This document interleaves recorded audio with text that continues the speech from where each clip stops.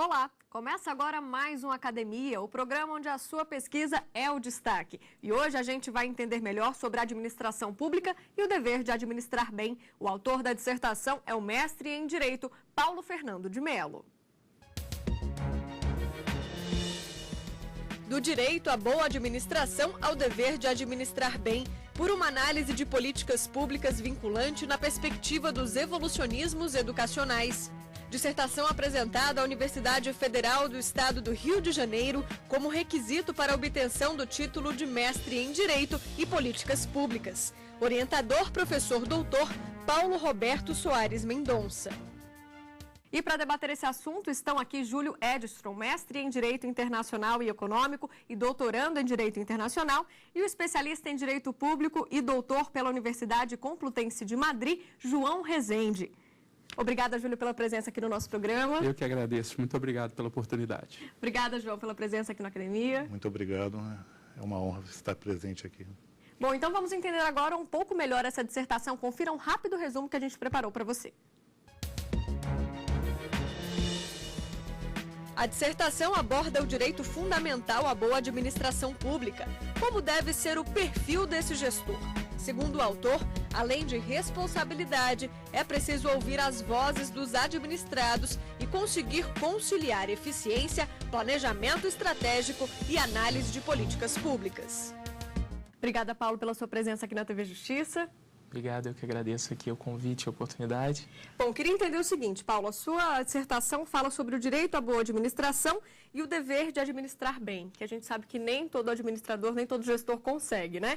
Por que da escolha desse tema? Pois é, o tema da boa administração, ele é um tema vasto, é um tema muito explorado, só que por vezes eu senti uma falta acadêmica nesse assunto em tratar o tema da boa administração não como um direito. Ele é sempre mencionado como um direito, mas o que a gente esquece de tratar é a boa administração como um dever. Em que medida as pessoas, a sociedade, ainda mais num cenário de crise, podem requerer que esse direito à boa administração se traduza em um dever? Acho que a minha expectativa nesse trabalho, o que eu tentei traduzir em papel, foi explicar, ou pelo menos induzir, que as pessoas saibam o que elas podem e como elas podem brigar pelo que elas acham que é certo. A gente fala aqui também de políticas públicas, né? O que você analisou? Pois é, a área de concentração do mestrado era em Direito e Políticas Públicas. O mestrado é em Direito, mas com uma abordagem em políticas públicas. E eu procurei trazer o tema das políticas públicas como talvez o fornecimento de um método para que a gente tentasse descobrir quando o judiciário deve ou não deve atuar no controle judicial das políticas públicas ou quando, mais do que isso, o judiciário tem que se afastar desse controle. Muita gente discute, muitos livros tratam desse assunto, mas pouca gente dá um método, um parâmetro sobre como esse controle pode ser feito. A minha tentativa aqui foi induzir, foi mais uma vez tentar fomentar o debate, a discussão de mecanismos para que o judiciário soubesse quando ele deve intervir e quando ele deve se afastar. Trouxe 3 casos interessantes no direito fundamental à educação, um caso de Cocal dos Alves, que eu acho que é o mais emblemático. Conta pra gente. Um município pobre do Piauí, geralmente você já associa que um município com pouco dinheiro não pode ter muitos resultados positivos em educação. Cocal dos Alves teve excelentes resultados. Mais do que isso, a gente também tem a falsa ideia de achar que o que é público geralmente é ruim, e Cocal dos Alves, mais uma vez, mostrou que isso pode ser modificado. Excelentes índices na Olimpíada Brasileira de Matemáticas, excelentes índices no Índice de Desenvolvimento da Educação Básica, e tudo isso fazendo com o pouco que tinha. A sua fala do problema da crise, ela é muito pertinente porque muitas vezes a gente pensa que o que falta no Brasil, ou em qualquer país que passe por momentos similares, seja a arrecadação. E nem sempre esse é o problema. O problema está muito mais na gestão do que na arrecadação. Você citou outros 2 casos. Quais seriam? Seria o caso do analfabetismo, isso é inegável. O índice de analfabetismo ele reduziu, evidentemente. Só que se você analisa os dados concretamente, você repara que ele foi diminuindo e num determinado momento ele estagnou. Será que isso é uma boa administração? Será que a boa administração ela se contenta com os bons resultados do passado e se esquece de fazer pelo futuro? O outro caso também do direito fundamental à creche. Até bem pouco tempo, o direito fundamental à educação era uma educação simplesmente básica. Você tinha que saber somar, dividir, multiplicar para trabalhar em algumas funções que não necessariamente precisassem de especialização. O mundo evoluiu, você passou a ter um direito fundamental à educação básica, o ensino fundamental, o ensino superior, até na pós-graduação hoje você já discute a existência desse direito fundamental e o direito de creche, que eu procurei trazer como um evolucionismo constitucional e social.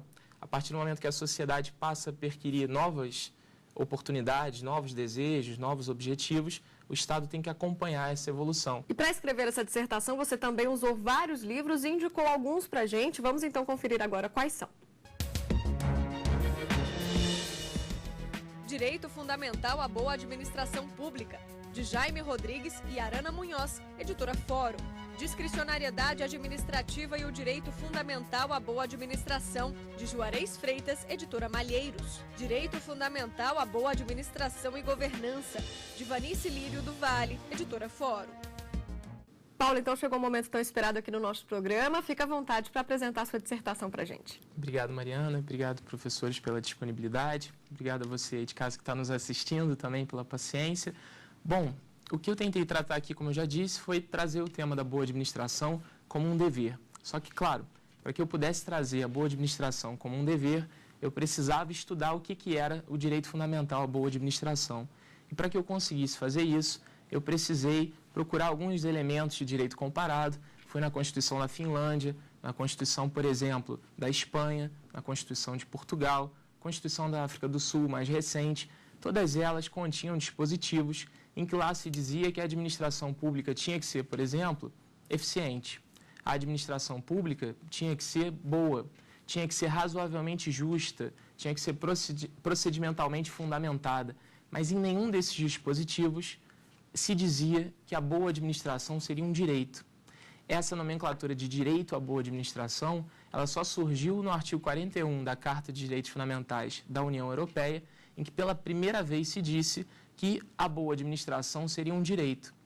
Só que aí surgiu um problema. Lá nesse artigo 41 da Carta de Nice, se dizia que boa administração seria aquela que asseguraria o contraditório e ampla defesa. Boa administração seria aquela que teria uma razoável duração do processo administrativo.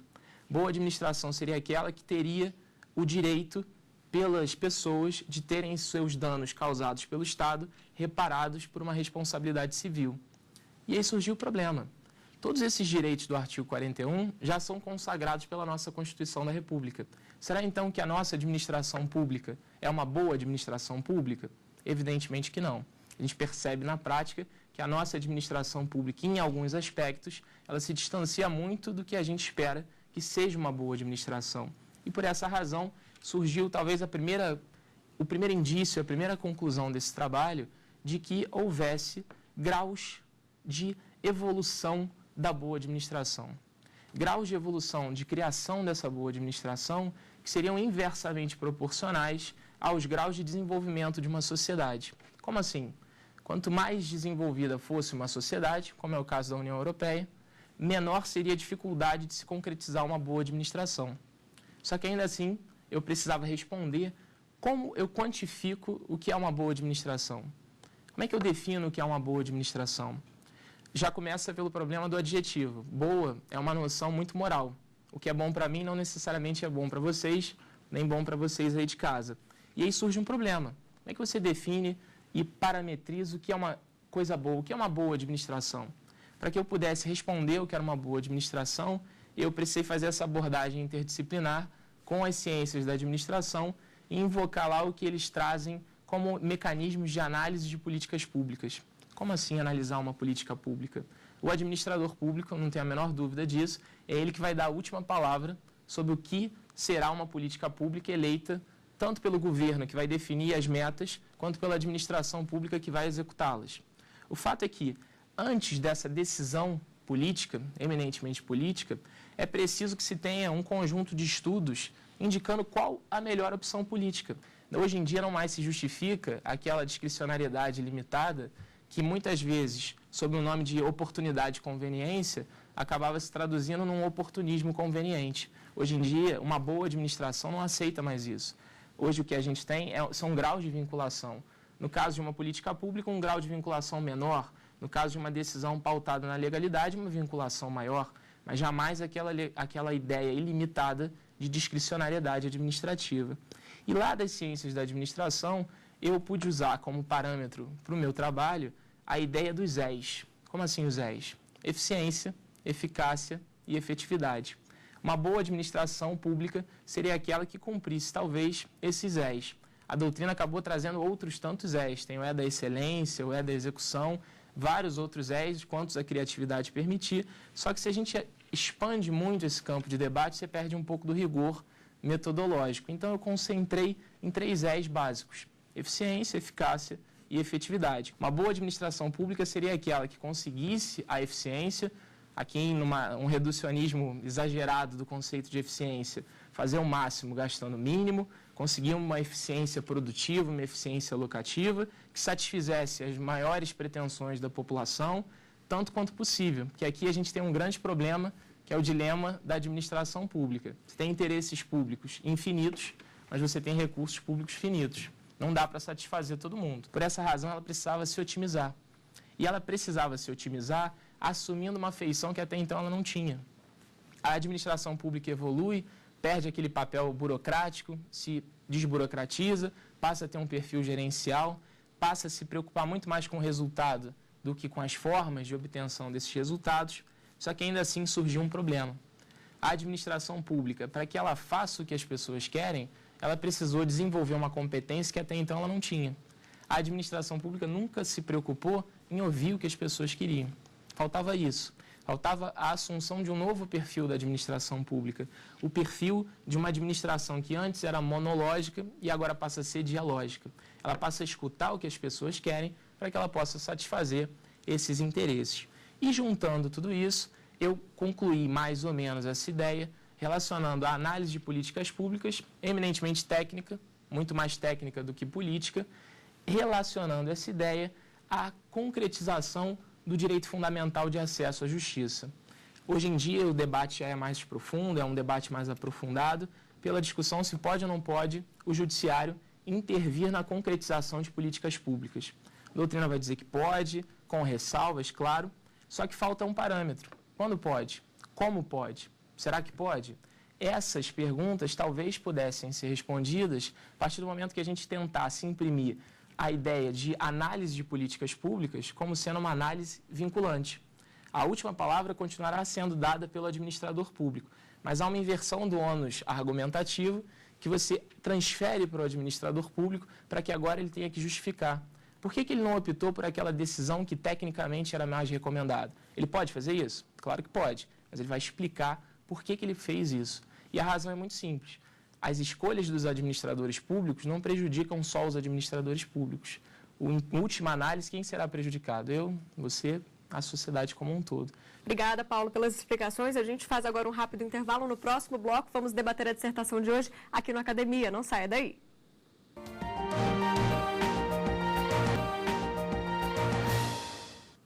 Estamos de volta e hoje a gente fala sobre a administração pública e o dever de administrar bem. Vamos então para o debate. Quem quer começar com as perguntas?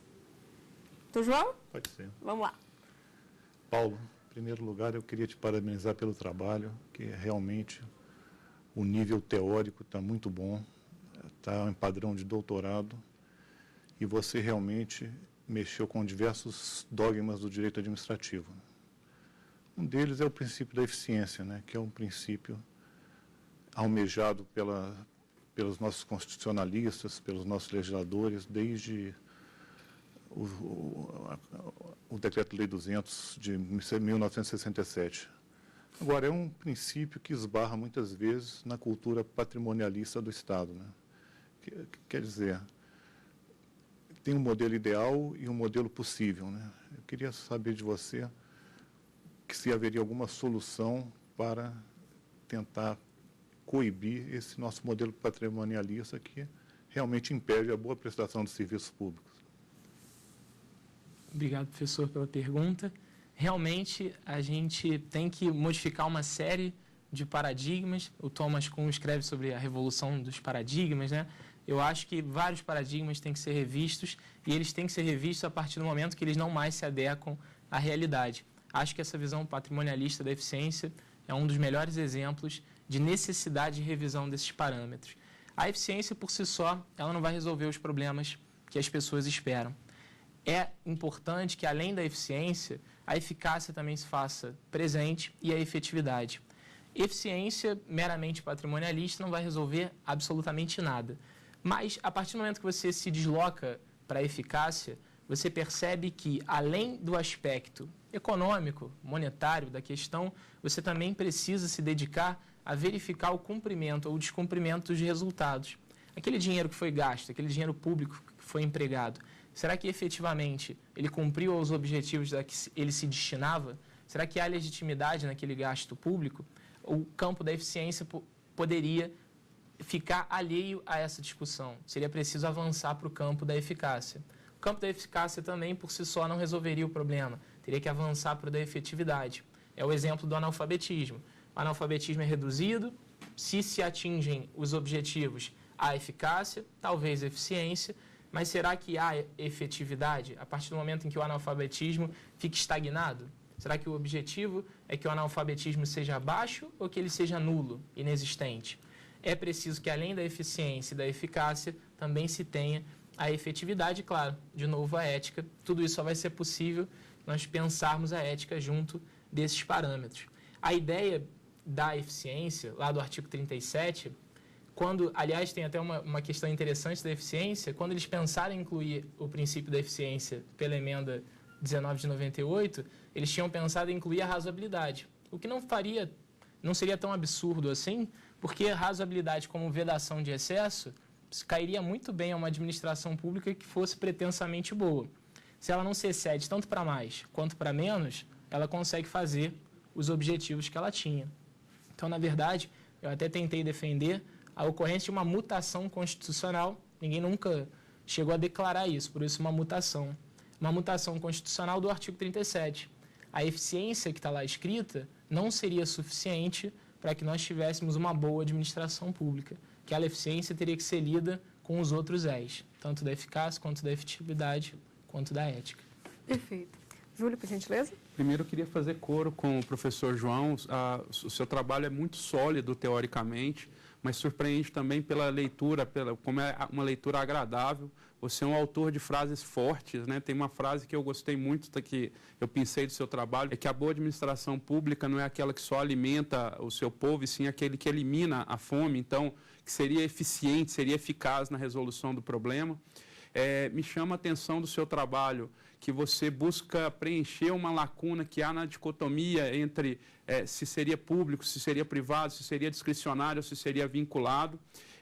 Acredito que isso seja um pouco complexo e você reconhece isso no seu trabalho quando faz a comparação entre o direito nacional e o direito europeu, por exemplo, e verifica que existem diferenças nas comunidades, na sociedade humana que compõe esse direito.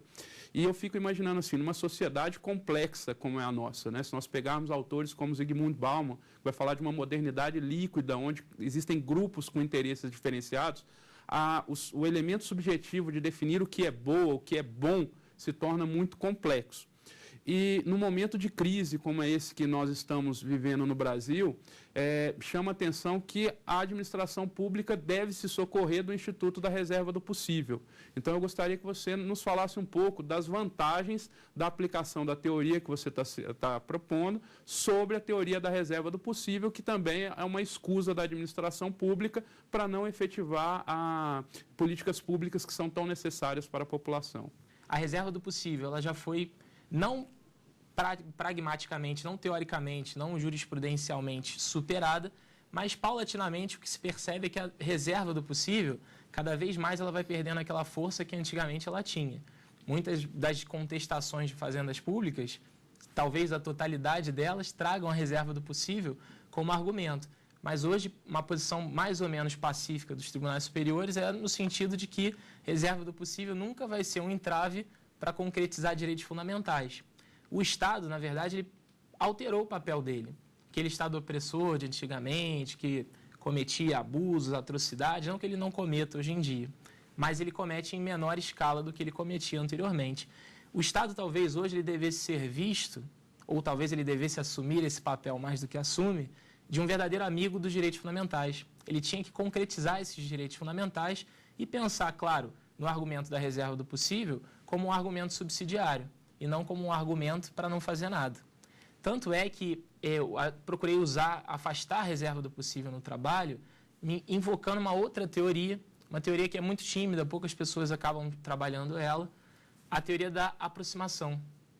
A teoria da aproximação ela vem lá do direito alemão, é uma teoria que explica o seguinte, ela é muito boa na questão do direito à saúde e ela foi decidida a obter dictum num julgado em relação ao direito à educação. A questão foi a seguinte, uma ação direta de inconstitucionalidade discutia a não criação de escolas públicas.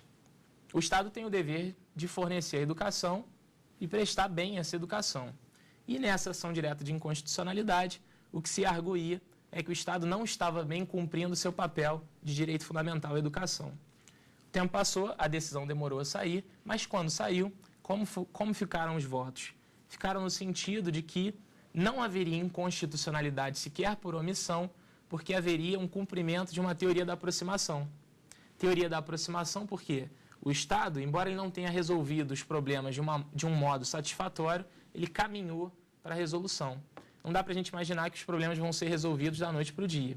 Eles vão demorar, infelizmente, mas o importante é que algo se faça para que essa teoria se concretize na prática e um dia, quem sabe daqui a quanto tempo, né, o mundo seja melhor do que ele é hoje. Mas a questão da reserva do possível, ela tem sim que ser revista e não pode mais servir de argumento e de salvo-conduto para que o Estado não cumpra o que deve cumprir. Você, na sua dissertação, você fez um estudo de caso com relação ao município de Cocal, no Piauí, né?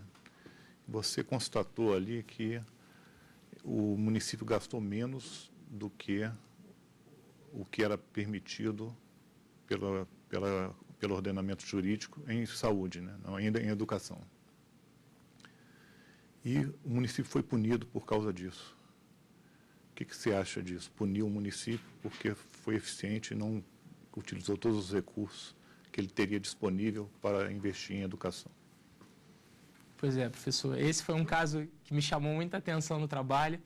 Era, de novo, o município de Cocal dos Alves, que teve excelentes índices, excelente desempenho, excelente performance. Numa tomada de contas do Tribunal de Contas do município, o que se decidiu? Que a administradora, a diretora da escola, a gestora da educação municipal, deveria ter sido responsabilizada por não ter gasto os 60% que a Constituição exige do Fundo da Educação Básica com o pagamento dos professores. E aí surgiu a questão, né, o questionamento. Se Cocal dos Alves gastou menos do que deveria gastar, mas teve um resultado melhor do que quem gastou aquilo ali, será que era o caso de você punir o município de Cocal dos Alves? Por outro lado, também é possível raciocinar o seguinte: será que a educação de Cocal dos Alves está tão boa que ela não possa melhorar? Será que aquele percentual que não foi gasto ali não poderia ter sido investido para acabar de uma vez por todas com o problema da educação? É o bonito do direito, né? É esse debate que nunca tem uma resposta certa. Sempre tem um argumento para um lado, sempre tem um argumento para o outro. Mas acabou que o desfecho dessa história de Cocal dos Alves foi que afastaram a condenação pelo descumprimento do preceito da Constituição, mas mantiveram a multa. Então, houve uma multa. Então, em tese, houve uma punição pela eficiência de um município que demonstrou uma ótima performance. Por ter gastado menos. Pois é. É difícil de entender. Às vezes os órgãos de controle, eles se excedem e não observam os princípios da razoabilidade e da proporcionalidade, né? Eles se atêm à letra da lei ou da Constituição e não fazem outro tipo de consideração. Júlio, por gentileza. Professor Paulo, como resultado do trabalho do senhor, gostaria que o senhor nos falasse sobre qual foi a sua percepção. Por que os exemplos que o senhor trabalhou, que demonstraram que houve uma eficiência por parte da administração pública, não são constantemente replicados por outros administradores? Pois é, professor. Esse é um problema. O Marcelo Neves fala muito disso, né? O ponto cego do espelho. Só o outro pode ver. Tem aquela frase que todo mundo já deve ter escutado: o inteligente aprende com os próprios erros. O sábio aprende com os erros dos outros. Se há bons exemplos, há exemplos ruins, há exemplos péssimos, há exemplos que não deveriam ser seguidos, por que os administradores se mantêm recalcitrantes e repetem práticas que não deviam mais ser feitas? Por outro lado, por que eles não copiam práticas que são elogiáveis e deviam ser mantidas? É uma pergunta que demanda um estudo antropológico, né? O porquê disso, por que razão a administração pública não se preocupa em satisfazer as funções que ela deveria fazer. Eu espero que, num futuro próximo, né, com o desenvolvimento dos órgãos de controle, claro que não para fazer um controle quando não deve fazer esse controle, mas pensar nos órgãos de controle como realmente uma função institucional de concretização de uma boa administração, de uma verificação daqueles parâmetros que, quando discrepantes, têm sim que ser punidos, mas quando se aproximarem do que a Constituição determinou, eles não podem ser também sancionados sem que haja essa punição. Mas concordo plenamente, acho que é uma questão que tem que ser revista, né? Paulo, bom, infelizmente o nosso programa chega ao fim. Eu agradeço a sua presença aqui no Academia, todas essas explicações. Obrigada. Eu que agradeço, foi um prazer estar aqui com vocês hoje. Obrigada também aos nossos debatedores. Júlio, muito obrigada. Obrigado a vocês. Obrigada, doutor João. Obrigado. E você também pode ter sua tese ou dissertação apresentada aqui no nosso programa. Mande um e-mail para a gente, academia@stf.jus.br. Para rever o Academia desta semana, é só acessar o endereço que você vai ver aí na sua tela, tvjustiça.jus.br. Obrigada pela companhia e até semana que vem.